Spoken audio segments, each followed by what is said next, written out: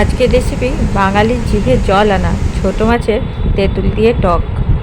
প্রথমে মাছগুলোতে নুন হলুদ ভালো করে মাখিয়ে নিতে হবে। ভালো করে নুন হলুদ মাখিয়ে মাছগুলো রেখে দিতে হবে 5 মিনিটের জন্য। এবার একটা কড়াইয়ে কিছুটা পরিমাণ সরষের তেল গরম করে নিতে হবে। তেল ভালোভাবে গরম হয়ে গেলে এবার দিয়ে দিতে হবে কিছুটা পরিমাণে মাছ। মাছগুলো অল্প অল্প করে খুব কড়া করে ভেজে নিতে হবে। একসঙ্গে সব মাছ দিয়ে দিলে মাছগুলো ঘেঁটে যাবে, তখন মাছগুলো গোটা গোটা থাকে না। তার জন্য অল্প পরিমাণ মাছ দিয়ে দিয়েই ভাজতে হবে।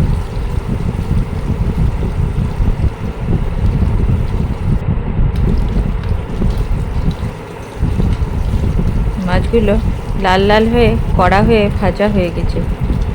এবার মাছগুলোকে এক এক করে তুলে রেখে দেবো।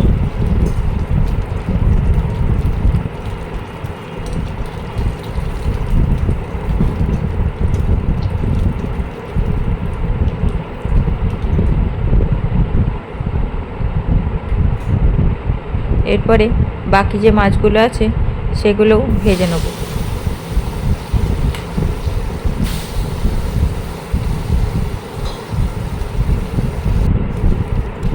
এই মাছগুলো ভালোভাবে কড়া হয়ে ভাজা হয়ে গেছে।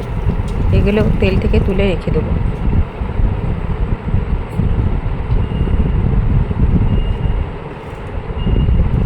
এবার ওই তেলের মধ্যে দিয়ে দেবো কিছুটা পরিমাণ ফোড়নের জন্য। ফোড়নটা ভালোভাবে ভাজা হয়ে গেলে তার মধ্যে দিয়ে দেবো আগে থেকে বেটে রাখা পেঁয়াজ আর কাঁচা লঙ্কা। কাঁচা লঙ্কা আর পেঁয়াজ বাটাটা দিয়ে ভালোভাবে কষিয়ে নিতে হবে।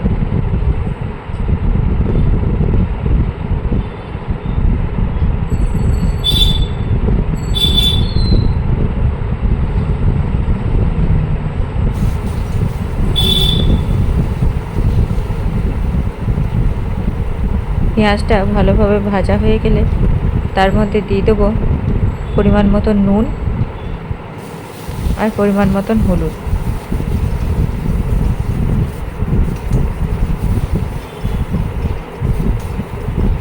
নুন হলুদটা দিয়েও ভালোভাবে পেঁয়াজের সঙ্গে ভাজা ভাজা করে নিলাম।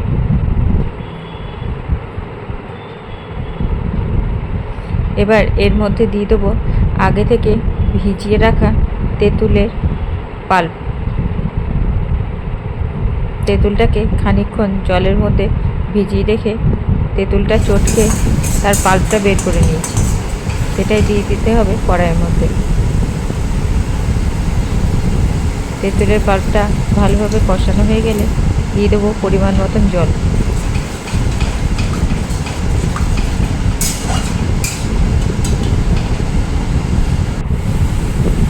জলটা ফুটে উঠলে এবার দিয়ে দেবো আগে থেকে ভেজে রাখা মাছগুলো।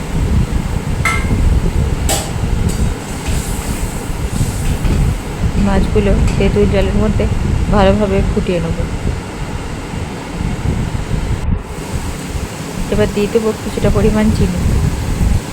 তেঁতুলের টক একটু মিষ্টি মিষ্টি খেতে ভালো লাগে, তার জন্য হালকা পরিমাণে একটু চিনি দিয়ে দিতে হবে। এবার তেঁতুলের ঝোলটা শুকনো শুকনো হয়ে গেলেই রেডি আমাদের মাছের টক। এইভাবে বানিয়ে একবার যদি খাওয়া যায় তাহলে এক থালার জায়গায় 2 থালা ভাত খাওয়া হয়ে যায়। তোমাদের যদি রেসিপিটা ভালো লাগে অবশ্যই বাড়িতে একবার বানিয়ে খেও।